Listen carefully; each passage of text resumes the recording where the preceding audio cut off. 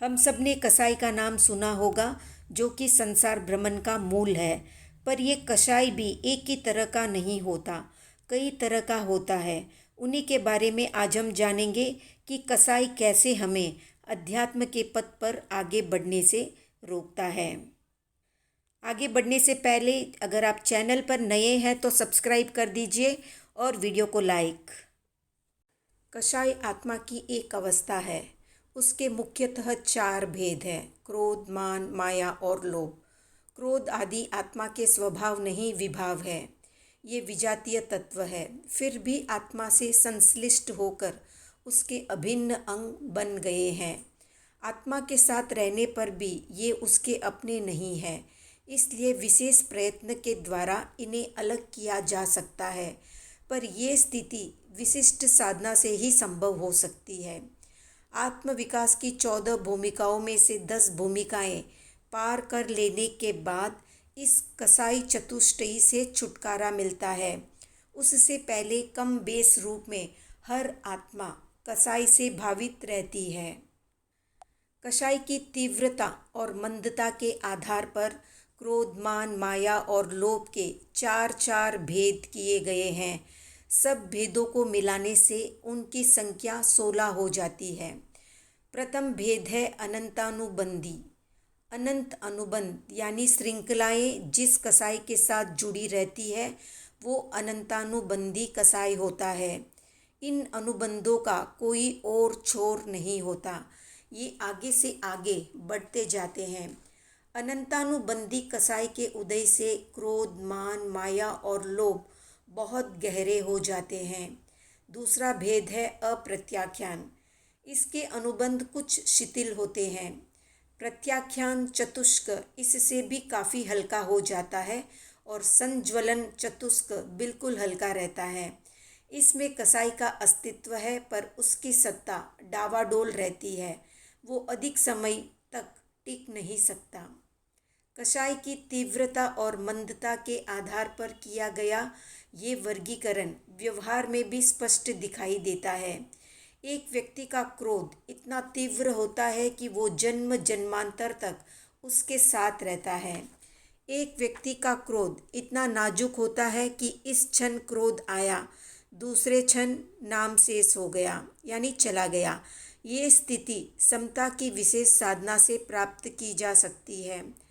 कसाई चतुष्क के 4 प्रकारों का अस्तित्व पूर्ण रूप से जब समाप्त होता है तब साधक वीतराग बन जाता है और उसके बाद वो देह को त्याग कर सिद्ध हो जाता है। इन कसायों को अब हम एक उदाहरण से समझते हैं। अनंतानुबंधी कसाई के 4 भेद हैं: क्रोध, मान, माया और लोभ। अनंतानुबंधी क्रोध पत्थर की रेखा के समान है।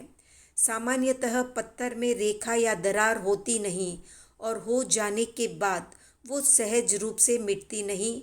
इसी प्रकार अनंतानुबंधी क्रोध गहरी पकड़ के रूप में होता है। क्रोध की उत्पत्ति के निमित्त समाप्त हो जाने पर भी व्यक्ति शांत नहीं होता। उसका मन आग की भांति धधकता रहता है। उसके चारों ओर उत्तेजना का वलय निर्मित हो जाता है। पत्थर की रेखा को मिटाने के लिए उसे छेनी से तराशने की अपेक्षा रहती है।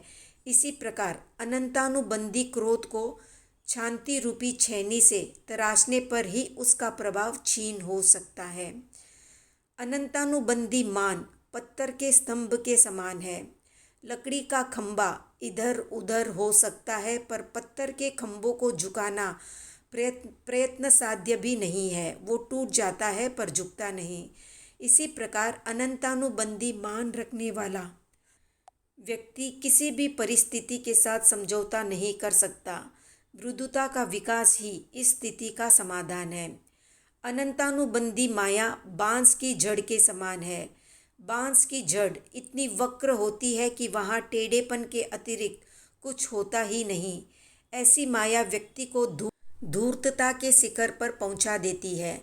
इसे प्रतिहत करने के लिए ऋजुता का अभ्यास आवश्यक है।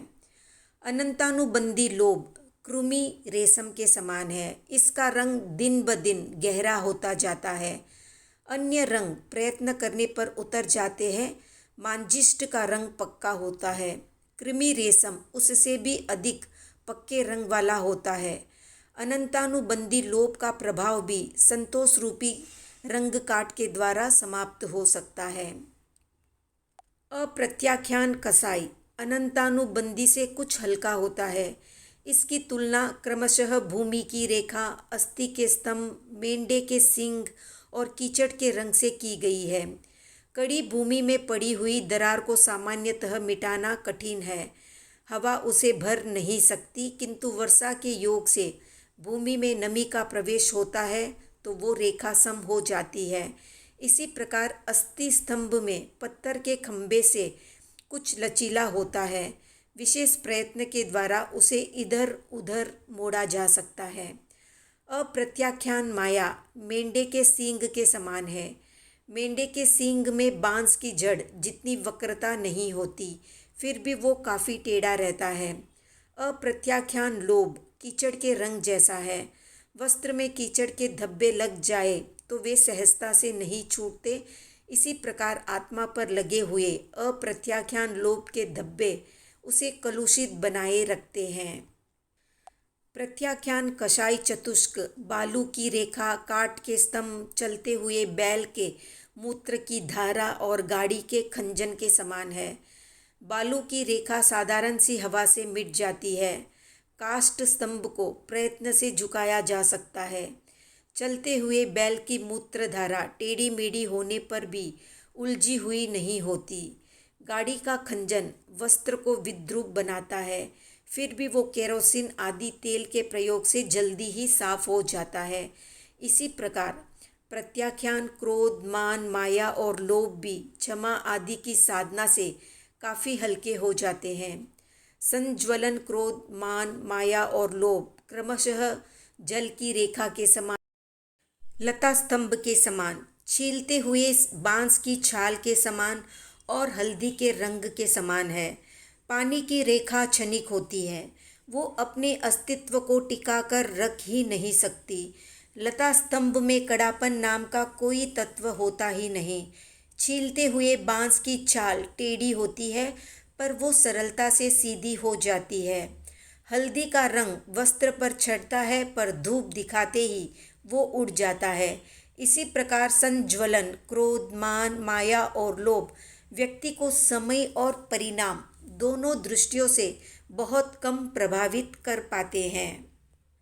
अब जानते हैं कसाई से होने वाले अभिघात के बारे में। जीव की आदि नहीं है, कसाई की भी आदि नहीं है। वो अनादिकाल से जीव के साथ, आत्मा के साथ जुड़ा हुआ है। जीव को संसार में परिभ्रमण कराने वाला भी वही है। जब तक कसाई का अस्तित्व रहता है, जन्म और मृत्यु की श्रृंखला का अंत नहीं होता। वो निर्विवाद तथ्य है। पर प्रश्न ये है कि कसाई केवल मोक्ष का ही बाधक है या अन्य भी किसी तत्व का अभिघात करता है। कसाई के उदय से व्यक्ति व्यवहारिक जीवन में ही असफल रहता है या उससे आत्मगुणों का भी घात होता है। तो आत्मा के दो विशेष गुण हैं, सम्यक्त्व और चारित्र। सम्यक्त्व का अर्थ है सही दृष्टिकोण और चारित्र का अर्थ है आत्मसंयम। ये दो गुण ऐसे हैं जिनके द्वारा जीव अपने मूल स्वभाव को प्राप्त कर सकता है। जीव एक शुद्ध बुद्ध, चित्त और आनंदमय तत्व है। क्रोध, मान, माया और लोभ ये चार कसाई उसको विकृत बना देते हैं। आत्मा की विकृति जितनी जितनी अधिक है, आत्मगुणों का प्रतिघात उतनी मात्रा में होता है। कसाई की मंदता और तीव्रता के आधार पर अभिघात के भी चार प्रकार हैं। अनंतानुबंधी चतुष्क से सम्यक्त्व का अभिघात होता है।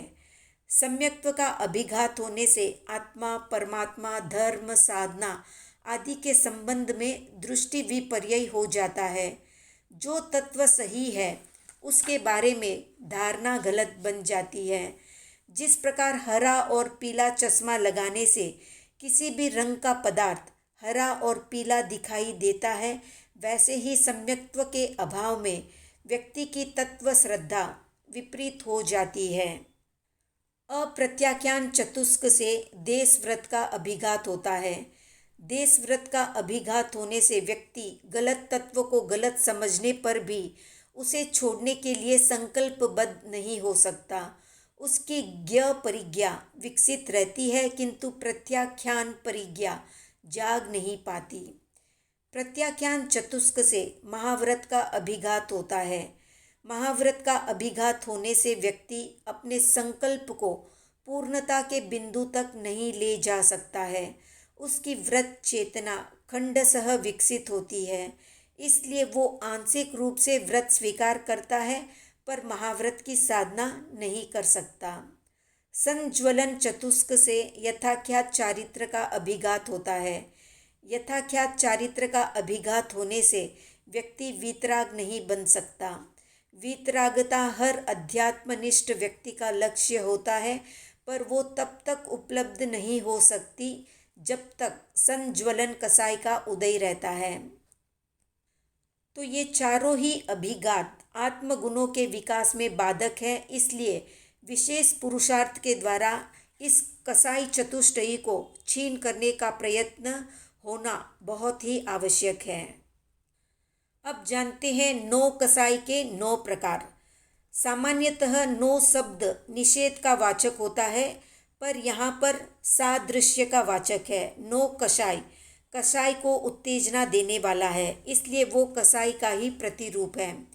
वो कुछ हल्का है, इसलिए उसके लिए दूसरे शब्द का प्रयोग किया गया है। हास्य, रति, अरति, भय, शोक, जुगुप्सा, स्त्री वेद, पुरुष वेद और नपुंसक वेद, ये 9 कसाई के 9 प्रकार हैं। इनमें पहला प्रकार है हास्य।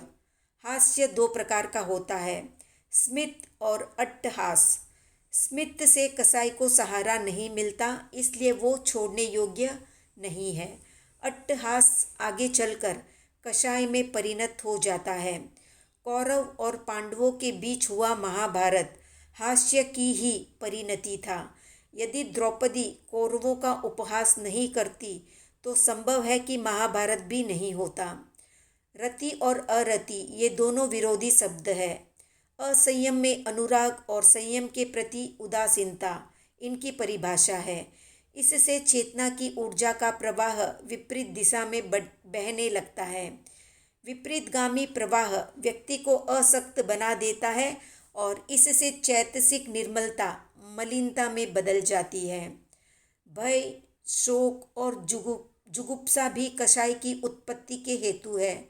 जिसके कारण भय उत्पन्न होता है उसके प्रति द्वेष होना अस्वाभाविक नहीं है।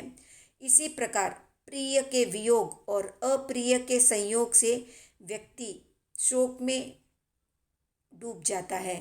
ऐसी परिस्थितियों में जुगुप्सा का बीज वपन होता है। ये तीनों तत्व आत्महित में बाधक हैं, इसलिए इन्हें भी समाप्त करने का प्रयत्न करना चाहिए। स्त्री वेद, पुरुष वेद और नपुंसक वेद भी 9 कसाई के प्रकार हैं। स्त्री की पुरुष अभिलाषा, पुरुष की स्त्री संबंधी अभिलाषा और नपुंसक की पुरुष और स्त्री उभयमुखी अभिलाषा वेद कहलाती है। ये मोह कर्म की प्रकृतियां हैं। इनके मूल में राग द्वेष मूलक वृत्तियों का प्रभाव है। इनके साथ में जब तक अशुभ योग जुड़े रहते हैं वेद व्यक्त विकार के रूप में परिणत हो जाते हैं। वेद का अस्तित्व 9वें गुणस्थान तक है।